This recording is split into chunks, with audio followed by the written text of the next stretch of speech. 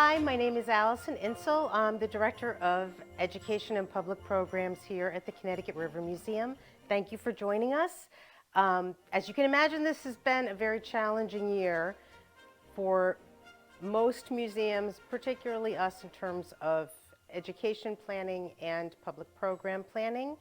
But we continue to work hard to adjust and adapt and meet those challenges with new programming, recreating existing programming to fit this new world model, and working hard to keep people in the museum, whether it's in person or virtually. So I'd like to show you some of the educational programming we're working on now for the public schools in the area. The first program we chose to turn into a hybrid model for this year is one of our most popular programs called Connecticut River in a Jar. In years past, we've had anywhere from 500 to 700 children visit the museum just for this program.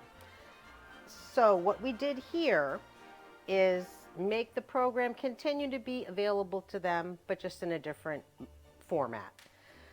So this, for many students, is their first exposure to a science experiment and their first exposure to the scientific method. So it was very important that we didn't lose those elements of the lesson when we translated it into a hybrid. By hybrid, we're trying as best as we can to adhere to the museum standards for education, which is interdisciplinary and hands-on. So this new program has a teacher component, a live interactive component, and a student hands-on component. We've turned what was a program of groups of children around a single experiment working together into individual students working on the experiment together virtually. So I'll just show you the pieces of the experiment first. So this is considered a cleanup of sorts. So the objective of this lesson is to learn about the different pollutants in the river and to use different techniques to remove the pollutants so that we understand the difficulty in cleaning up pollution in our waterways. So this is a variety of materials that they will receive. Each child will receive one kit. They'll receive this bin, which is the watershed. They'll receive a river, and they'll receive a variety of other materials, some meant to pollute the river and some meant to help clean the river.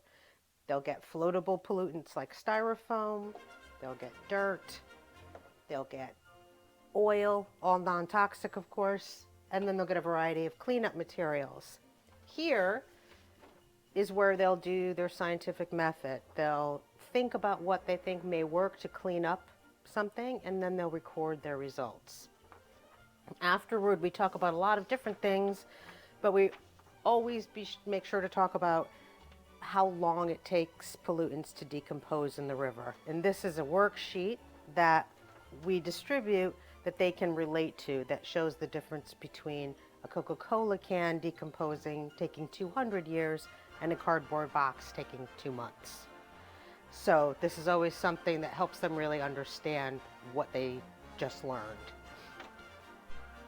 So these individual kits for classes are available to be picked up right here at the museum, or they're also available to ship to your school directly.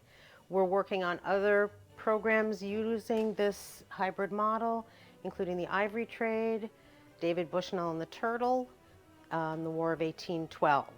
So I encourage you, if you have children in school, to talk to their teachers, ask them if they are interested in hybrid models of learning from the museum, and please encourage them to reach out to me if they are interested. I'd also like to just talk for a moment about upcoming public programs. We have an incredible speaker series beginning in February 2021 with Andy Fisk to start. We have speakers all the way upriver from New Hampshire, from the Hanover Conservancy. We have speakers from the Harvard Forest, from the Smithsonian, and also a new edition of a speaker from the 8 Mile River, which is in Salem, Connecticut. And so I do hope you check out online. All of them will be virtual, so please check into that. And I want to remind everyone about our beautiful wreaths that we're auctioning. And if you'd like to give a donation to the museum or to the Education Fund, please visit our website at ctrivermuseum.org. I'm Allison Insall, and I thank you very much for watching.